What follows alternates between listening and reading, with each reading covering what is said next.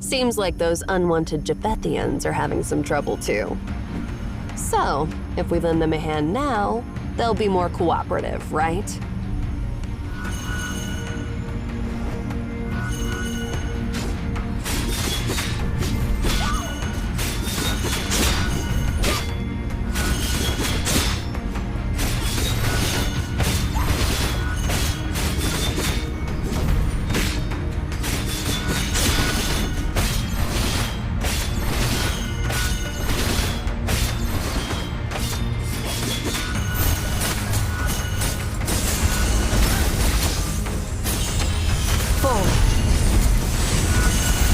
Fluttering wings.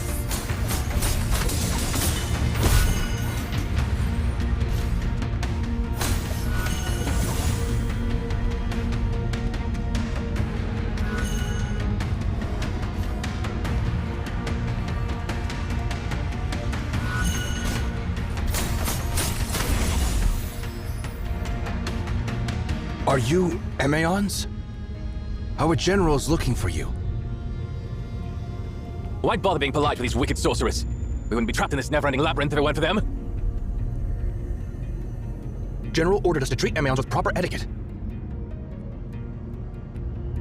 Well, let's skip the pleasantries. To be honest, we're looking for your commander, too.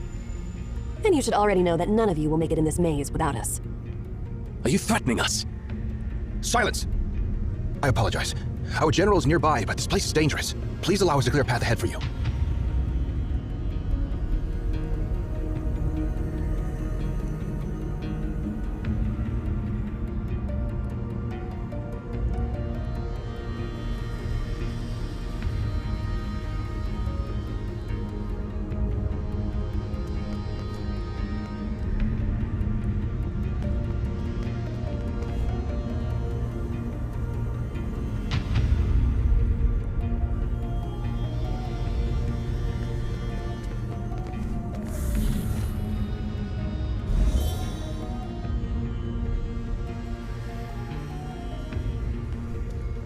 Despite all their fancy talks, they need our help in the end.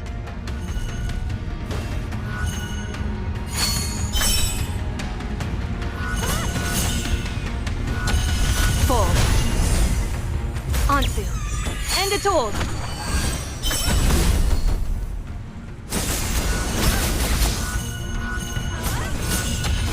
Fall.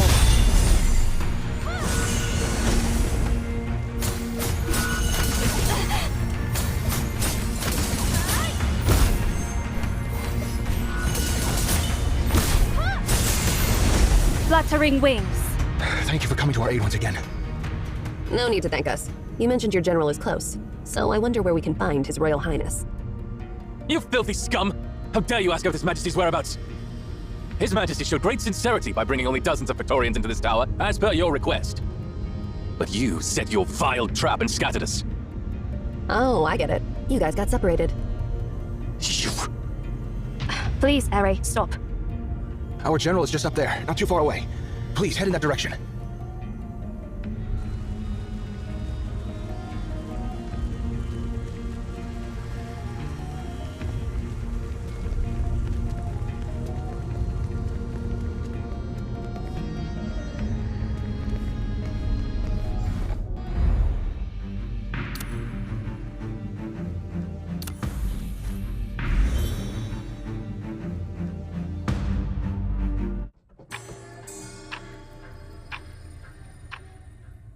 Oh? You're just in time. Although we haven't met, judging by the patterns on your garments, I assume you are Emaons, the caretakers of this ancient tower, correct? The vastness of this world is truly beyond mortal imagination. When I first heard about the Library of Babel, I dismissed it as mere ramblings of the common folk. Turns out this marvel really exists. I'm sure the Japhethian poets will compose 1,000 new epics about it. Allow me to express my sincere admiration. However, as you can see, we are lost inside this tower. Could you show us the way out?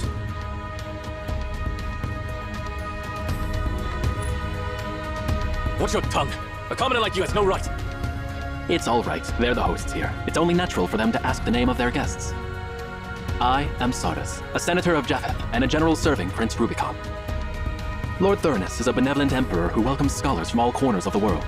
We will be returning in a few days, and if you are interested in joining us, I can take you back to Javriel.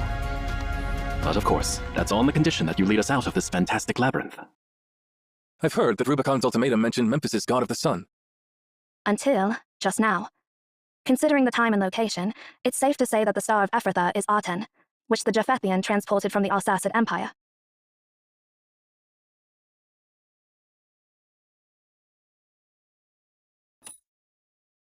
Atem, you mean the ancient god of the sun in Memphis?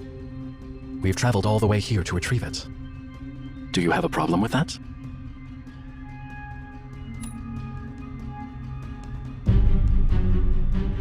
During our journey, my men gathered many records about Aten, and I've heard about your research on the god of the sun. But there's nothing I can do, as His Majesty has decreed that if there is a sun on Earth, it shall only rise above the eternal city and shine down upon his throne. As for the Emperor of Arsacid, well, I don't think his lousy chair deserves such high honor. Obed witnessed the rise of its first sun-wielding monarch, Darius. It's such a shame that his successor would fall so far. Since you've come here, What do you... yeah, with the right commands, you can order it to do anything you want. Wait, you didn't know that? commands? So that metal ball understands commands.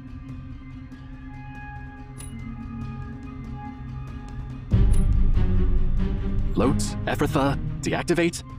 I'm utterly puzzled by what you're saying. I've heard that Emeon means mouthpieces of the gods in ancient languages. It is said that your task is to listen to prayers and provide answers, not ask questions. If you have forgotten your duties after all these years, I don't mind reminding you.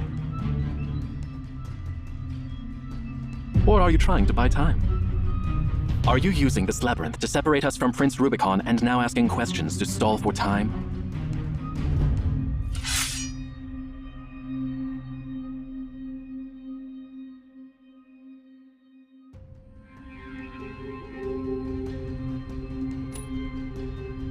I also hope this is a misunderstanding, but your words and actions lack sincerity. If you want to clear up this misunderstanding, please lead us out of this labyrinth.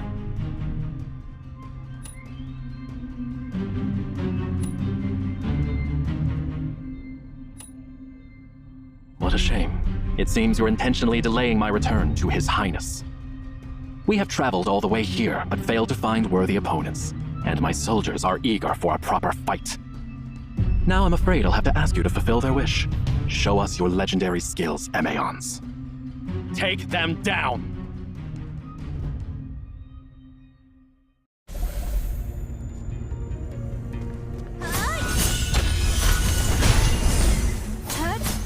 Fluttering wings. Looks like you've had some professional combat training. Praiseworthy, but your coordination was a total disaster.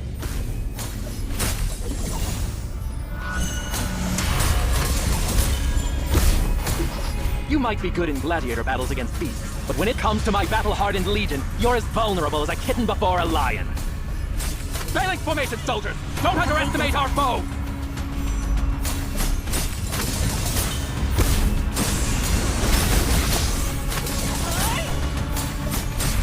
General, monsters are swarming in.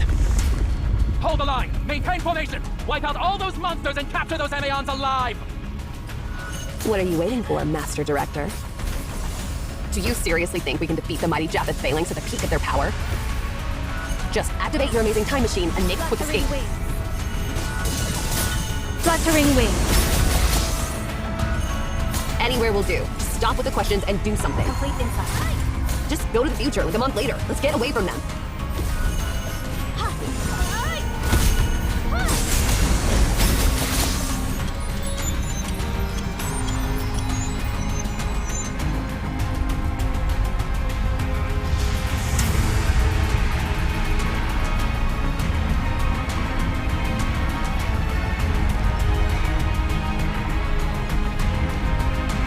Is your time travel ability malfunctioning or what? Are you sure you sent us a month ahead?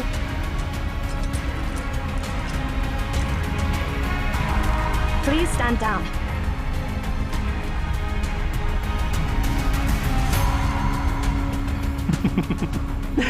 Dear Emeon, I bear no ill intentions. Have you forgotten our agreement?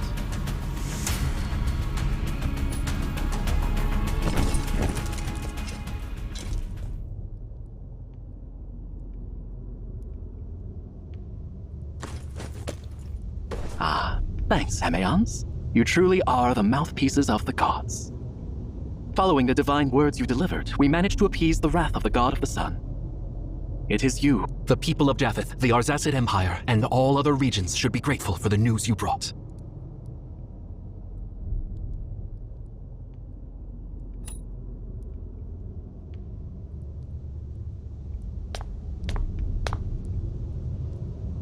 What are you even talking about?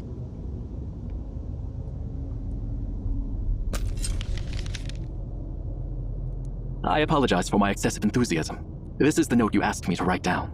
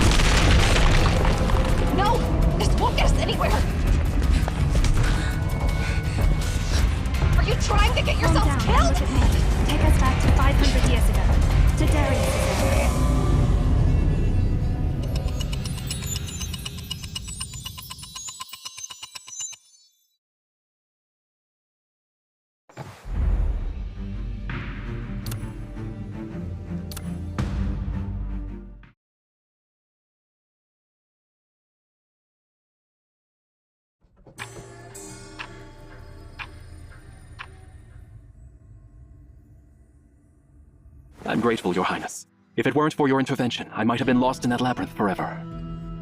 Don't mention it. High Priest Mirari insisted on bringing the Emeons along, and it turned out to be a wise decision. Otherwise, we would have been trapped on that endless stairway forever. Speaking of Emeons, I encountered a few of them in the tower, and they were dressed in a peculiar fashion. They mentioned something beyond my comprehension.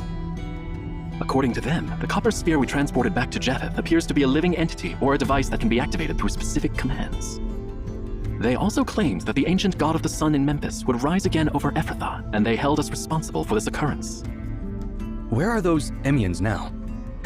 I apologize, Your Highness. I had intended to capture them alive and gather more information. Although they were skilled fighters, their lack of coordination made them vulnerable, and we could have easily defeated them. However, just as my soldiers closed in on them, they vanished into thin air. At first I thought it was an illusion, but the marks left on my soldiers' weapons and armor are undeniably real. Sarvis, after witnessing numerous miracles in the library, are you still amazed by such minor happenings? I won't be surprised by anything that happens within those infinite rooms. It astonishes me that Obed possesses such a treasure. If the claims of those Emeons are true, the Library of Babel contains answers to all questions in the world. Regardless, that copper sphere, even if it is connected to the sun, doesn't matter anymore. The sun rises every day, but it doesn't provide answers to humanity's questions about the world. Speaking of which, how is the negotiation progressing, High Priest? The clerks have prepared the necessary documents, stating that the Arsacid Empire will become our vassal state in exchange for our protection. Once you add your signature, the contract will be sealed. There is no need. The treaty is now null and void. Disseminate my orders. Instruct our soldiers to besiege the city. We shall capture Obed, seize the tower, and claim the library for Japheth. The Library of the Gods. I never realized that such a wondrous place truly existed in this world. Your Highness? I understand your perplexity, General. While reneging on our word is dishonorable, let's consider the fact that the Arsacid Empire is corrupt, and its emperor is an imbecile. If they attempt to exploit the power within the tower for nefarious purposes in the future, I believe you comprehend my concerns, Sarvis. Only Japheth possesses the power to safeguard this marvel from the unworthy.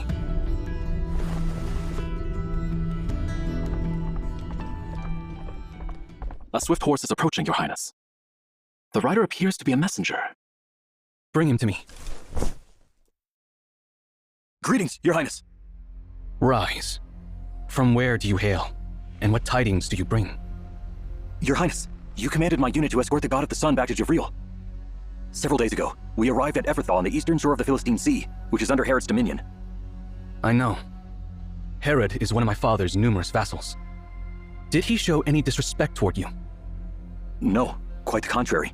He treated us with great respect and insisted warmly that we stay at his royal court for the night.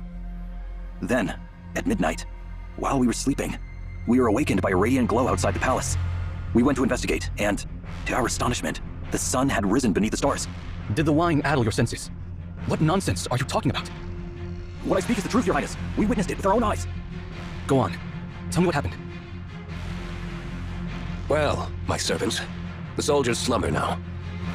Now it's time for you to fulfill your promise to me. And should you dare to deceive me, your suffering will be 1,000-fold worse than your darkest nightmare. Your Majesty, every word we speak is true. Our ancestors were once priests of Memphis, serving pharaohs for generations in the distant past. After the kingdom of pharaohs crumbled, we were exiled, but fortunate enough to find shelter in your court. Our deepest secrets are never recorded, but passed down through oral tradition among our closest blood relations. Among them lies the secret of the god of the sun. During the era of Pharaoh Akhenaten, the priests discovered how to harness the power of the sun, bending it to the pharaoh's will. It is the language of the gods. Merely recite the divine words, and the sun will rise at your command. Through it, you shall attain divinity and achieve immortality, just as the ancient pharaohs did. Yet you do not hesitate to share such deepest secrets with me. It's precisely because you are a benevolent and generous ruler. That's why we're willing to reveal these secrets to you. Thurnus is nothing more than a tyrant who has ravaged our lands. If it were not for your generosity, we would all be living as mere livestock now.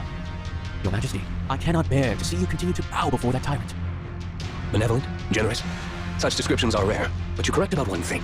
We are both kings, so why should I kneel before that tyrant and allow my country to be reduced to a mere province of Japheth? Very well. Let me see for myself if your claims hold true. All deeds have consequences. All debts must be paid.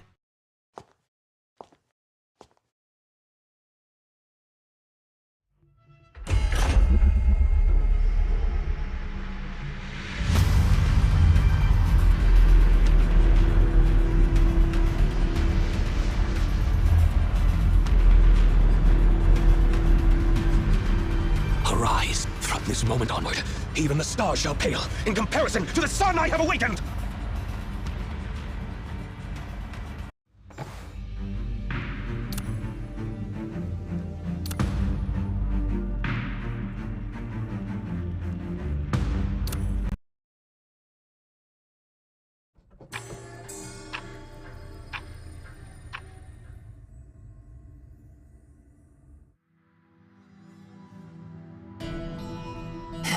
I take back what I said about our director being an imbecile. Having a time machine at our disposal is actually pretty convenient. Well, it depends on how you interpret what I'm saying. What, finally done dealing with me? The former #1 director candidate?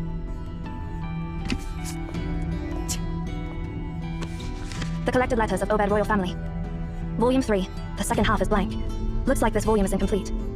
It appears that we have indeed arrived in the era of Darius, around 500 years before the 5th emperor's reign. That Emeon being, Sarvis also mentioned that Darius was the first ruler of Obed to harness the power of the sun. I see. The fact that the Japheth soldiers didn't know the command to activate a 10 suggests that it had already been lost by their time. Compared to the era of Japheth, the era of Darius was closer to the era of a 10, which means Darius is more likely to know the command to... Besides, there's something else that concerns me. The giant we just encountered. Actually, we might have encountered it once before. Back in our time, when you entered the Tower of Babel and activated the dormant beacon, we came across something very similar, Sia. Indeed, the giant in our time was missing its lower half, so I can't say for sure if it's the same giant. Moreover, I'm sure you remember the stuff we got from the mutilated giant. According to Master, so, it must have come from this era.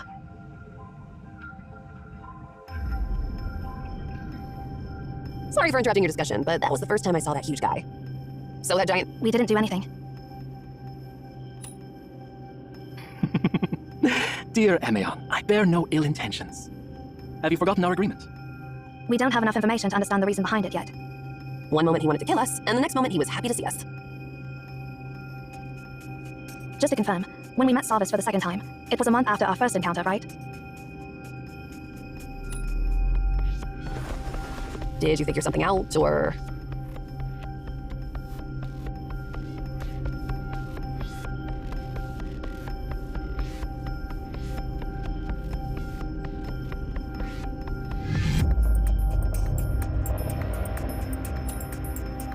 I'm afraid so. Sarvis didn't have... So during that month, a 10 must have been reactivated and turned into the Star of Epirtha. Sarvis also said that we delivered divine words and saved the world from destruction. It means that we were the ones who helped deactivate a 10, extinguishing the Star of Epirtha.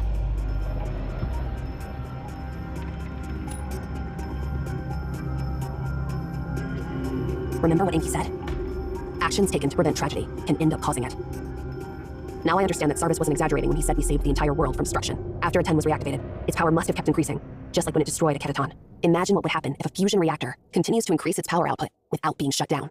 We obtained the command and delivered it to Sarvis. However, it wasn't us from the present. Rather, it was us from some point in the future. Because of our time travels, the prophecy actualized itself. Sure. There's no other choice. Now we're not just responsible for saving the library in our era, but also saving the world in Sarvis's era. We must move on and find the command to deactivate R10 and deliver it to Sarvis. If we fail, both eras will veer off their intended paths and collapse completely. I'm not going to answer that. There are a bunch of geezers, and I've never paid attention to their lectures. All I know is that it would be very, very, very bad.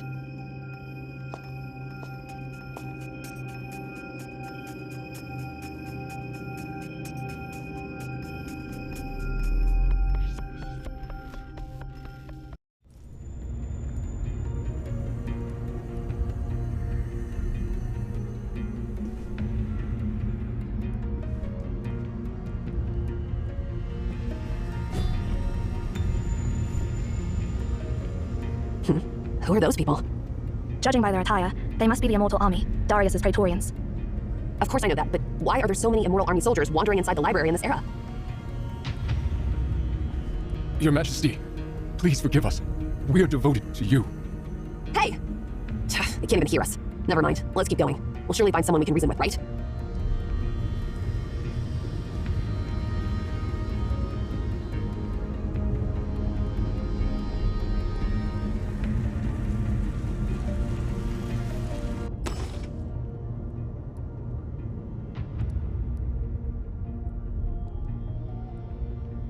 It's those pesky creatures again. Hey, use your time-stopping ability on them.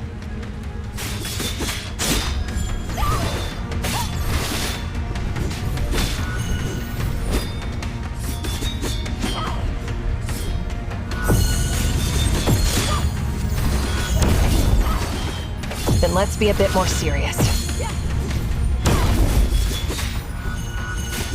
Then let's be a bit more serious.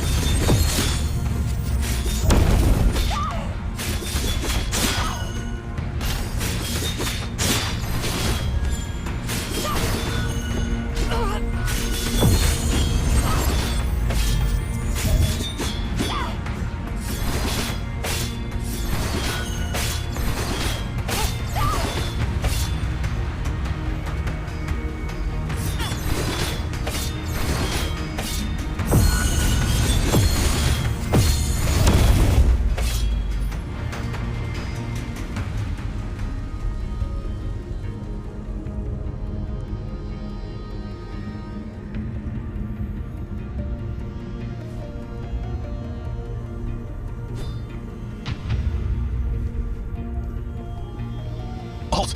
Oriel! Enough lifeless sacrifices hanging there!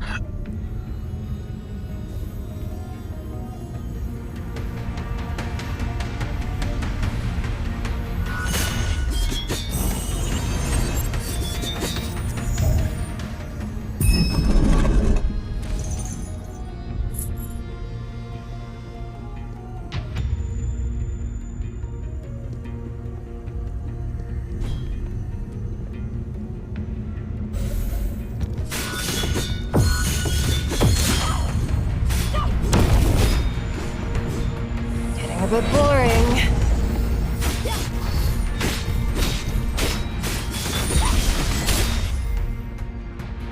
This era. Obviously, those Immortal Army soldiers have been wandering around inside the library for quite some time. Otherwise, they wouldn't be so worn out. What exactly happened? The records about Emaon are not detailed, as their leader Pythagoras mysteriously vanished without a trace one day. Emaon's historical records are all but blank during this era. There are simply too many coincidences happening in this era. We need to be extra cautious.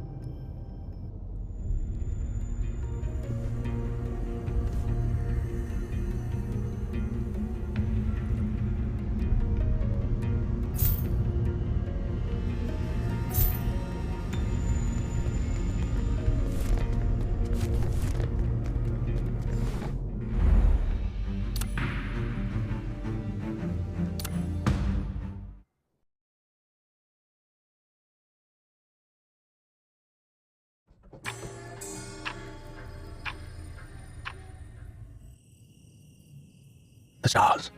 They appear so distant, yet shine so brightly. Your Majesty, Farhad requests an audience. It is you, my most gracious servant. How does the wine taste at celebration? The wine was exquisite, benefiting the conquerors of Memphis. We all wonder why you didn't join us in the great feast of honor. Why do you remain secluded in this corner, far from the bonfire, without even a single guard? Have we done anything to displease you? Not at all, Farhad. I'm pleased with your valor. After this battle, I've annexed the southern reaches of the world into my domain. I'm staying away from the crowds to gaze at the stars. The campfire's brightness would obscure their light. Have you ever considered where our conquest will end, Farhad? No, Your Majesty. I shall fight wherever you deem necessary. Until the farthest reaches of your dominion touch the sea, or until I fall on the battlefield. Your loyalty is commendable. But what I'm seeing now is even more distant than the sea. There was an Emian scholar named Pythagoras who told me that according to his research, the land beneath our feet is a sphere. A sphere? How is that even possible? You're not a scholar, so it's understandable that you can't imagine it. However, I can easily imagine that there may exist countless such spheres suspended high above the heavens. We call those spheres stars. The notion that these stars are fragments of Earth adrift in the firmament. So many uncharted territories awaiting conquest. Do you understand my feelings, Farhad? In comparison, Memphis, no, even the entirety of Obed, pales in significance. I wonder how I can travel to those stars to conquer those lands no one has ever seen. How pathetic is a man so bound by his desires. From now on, I shall find no peace in my nights. Fret not, Your Majesty. We, the Immortal Army, will always be your keenest blades. Even if you were to command us to conquer the moon, we would comply without hesitation. You truly are my favorite servant, Farhad. Arise, for I shall share my glory and dreams with you. One day we'll leave our footprints across the entire expanse of the sky.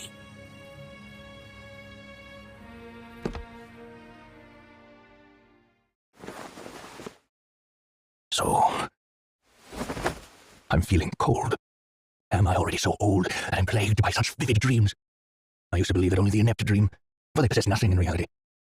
Is the heavens telling me that I'm no different from those commoners? My time is running out. Emeons,